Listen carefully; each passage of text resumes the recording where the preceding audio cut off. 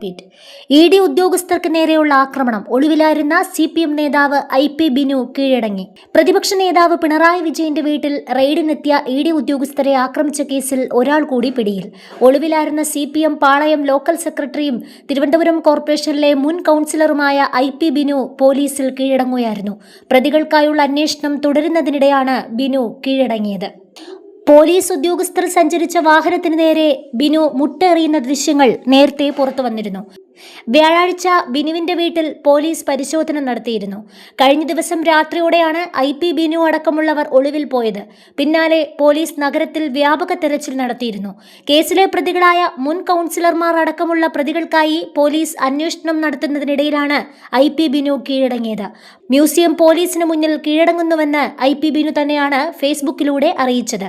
കഴിഞ്ഞ ദിവസം ED ഉദ്യോഗസ്ഥരുടെ വാഹനത്തിന് നേരെ ആക്രമണം അഴിച്ചുവിട്ടു എന്നാരോപിച്ചുള്ള കേസിലാണ് ഞാൻ പോലീസിന് മുന്നിൽ എത്തുന്നത്. പിടിച്ചതല്ല, പിടികൊടുക്കുന്നതാണ്, ബിനു ഫേസ്ബുക്കിൽ കുറിച്ചു. കേസിൽ നേരത്തെ 5 പ്രതികളെ വഞ്ചിയൂർ കോടതി 14 ദിവസത്തേക്ക് റിമാൻഡ് ചെയ്തിരുന്നു. വധശ്രമം ഉൾപ്പെടെ അതീവ ഗുരുതര വകുപ്പുകളാണ് ഇവർക്കെതിരെ ചുമത്തിയത്. കേസിൽ 16 പേരാണ് പിടിയിലായത്.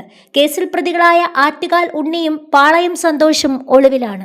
സംഭവത്തിൽ വിമർശനമുന്നയിച്ച് തിരുവനന്തപുരം മേയർ VV രാജേഷ്. ആക്രമണത്തിന് നേതൃത്വം നൽകിയത് തിരുവനന്തപുരത്തെ കുപ്രസിദ്ധ ഗുണ്ടകളാണെന്ന് അദ്ദേഹം ആരോപിച്ചു. സംഭവം തിരുവനന്തപുരം നഗരത്തിന് നാണക്കേടുണ്ടാക്കിയെന്നും അടിയന്തരമായി അവരെ കണ്ടുപിടിക്കണമെന്നും മേയർ കൂട്ടിച്ചേർത്തു. അതേസമയം സംഘർഷത്തിനിടെ തകർന്ന കാറിന് നഷ്ടപരിഹാരം നൽകുമെന്ന് AA റഹീം MP. ആ കാർ സാധാരണ തൊഴിലാളിയുടേതാണ്. തൊഴിലാളിയുടെ ഉപജീവന മാർഗം ആക്രമിക്കപ്പെട്ടു എന്നതിൽ ഖേദമുണ്ട്. വലിയ പ്രതിഷേധത്തിനും ആൾക്കൂട്ടത്തിനും ഇടയിൽപ്പെട്ടാണ് ആക്രമിക്കപ്പെട്ടത്. കേടുപറ്റിയ കാറിന്റെ ഡ്രൈവർ ശ്യാമുമായി സംസാരിച്ചു. അദ്ദേഹത്തിന്റെ ആശങ്കകൾ പരിഹരിക്കും.